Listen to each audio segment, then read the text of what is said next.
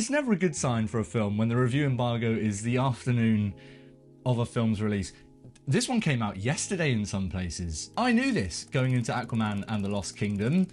Listen, the first Aquaman film, whenever the hell that thing came out, I remain weirdly kind of a fan of that film. I had a lot of fun with it, despite it being mental and just batshit and borderline not very good for a majority of it. But it left me sort of weirdly anticipating the new one in a kind of, it's probably not going to be as good. My expectations are at, I just want it to be so bad it's good. Let's see how it goes. The review embargo fiasco actually helped that, you know? Everything's telling me this film's going to be bad. It's still James Wan at the helm. We're in for a so bad it's good time. Get the beers in. Let's just have a mad one. It's nonsense. It's not as good as the first Aquaman, if you want to call that one a particularly great film. It does have a lot of the same stuff, but yeah, this film is complete and utter nonsense in pretty much every aspect. The general premise of this one is, like, who do we care? Aquaman has got to team up with his brother again to defeat the same bad guy, but then there's another bad guy. Listen, right from the get-go on this one, there's a long list of things. It's not doing well. And it takes a while to shake a lot of them, if it ever does shake them. It's a shorter film overall than the first one, and I have to assume that the studio execs or whatever just wanted to sort of trim it down and refine it and cut off all the fat, because the narrative of this one just feels completely all over the place and just non-stop next beat, next beat, next beat. And I think it loses some of that genuine fun adventure charm that the first one had. The first act of this thing, narrative speaking, is essentially just Jason Momoa broing his way out through different things very quickly, and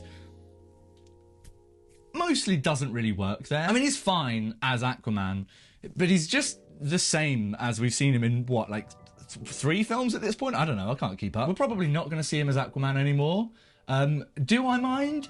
I like a lot of the elements of the first half in that first Aquaman kind of, this is nonsense, but it knows it's nonsense, and it's sort of playing up and being very hammy, and James Wan gets that sort of vibe. But because all of those elements are chopped together in this really sort of fuck it, let's just do this kind of way, it loses some of that genuine charm that the first one had in places. And that's kind of sad as a James Wan fan, because the thing I love about him as a director is there's the genuine kind of childlike wonder that he seems to bring to all of his directing projects. Like, I don't know, the way he shoots scenes and the coverage he gets of scenes feels like someone that is genuinely mining things for as much imagination and creativity as he can. And even when his films don't perhaps work as well as others, there's often still a sense of a director that is actually enjoying being there and trying to make something fun out of it. I think that's probably why the first one is a film which can go from feeling like the worst thing you've seen that year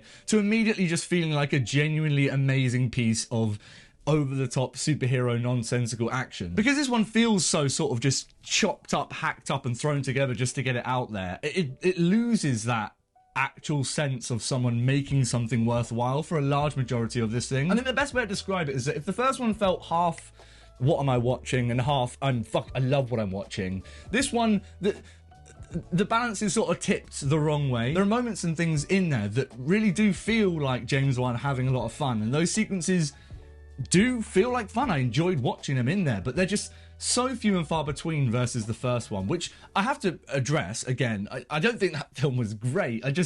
Versus this one, it had a lot more going for it, and it had a lot more genuine charm to it. But another crucial fatality, Yahya Abdul-Mateen II. I love this dude. I'll watch him in anything. I enjoyed his Black Manta in the first one. In this one, I mean, dude is literally just appearing and saying lines, and it doesn't feel like he's committed to it at all, really. Amber Heard, we're not going to go into that shitstorm on YouTube.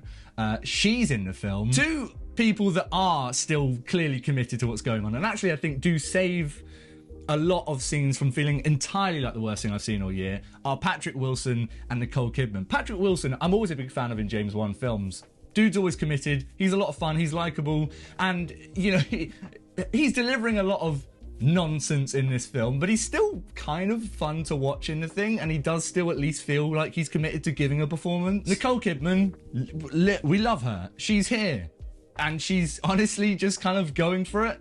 Love to see that. But overall, the cast feels like it's there doing shit for a large, which is pretty much what this film is. It's just things happening. It does sort of click a little bit more in the second half of the film. The final act of the film, I found myself enjoying more than the first one, which just felt like, but the last act definitely benefits from this kind of, fuck it, squids.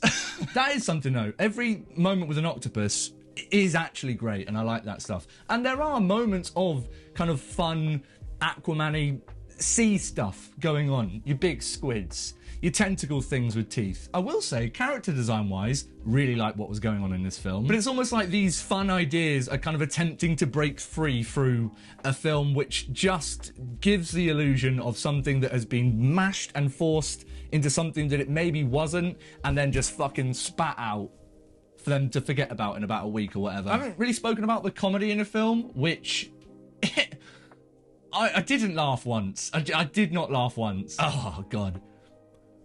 Not good. I can't say I entirely had an atrocious time with it because, you know, beer in hand, big smashy fish things. It was fine overall, I guess, in terms of like an actual enjoyment experience. But it's nowhere near as enjoyable as the first Aquaman, which itself was, like, is this the best or worst thing I've seen this year? I don't know. But, oh God, just complete nonsense, really, this entire film. But that's Aquaman and the Lost Kingdom, a film which I'll probably only ever watch again in an Aquaman double bill on the sofa with many beers. But what about you guys? Have you seen Aquaman and the Lost Kingdom? It's out already. And this is going up bang on the dot on the embargo. Whatever you thought about the film, let me know in the comments down below. We'll have a little chat. If you enjoyed this video, you want to see me talk about more shit, go ahead and click subscribe. Button is down there. Links to my socials, all that good stuff. I will, of course, see you guys very soon for some more thoughts on more films. Am I bloody Jason Momoa in Aquaman?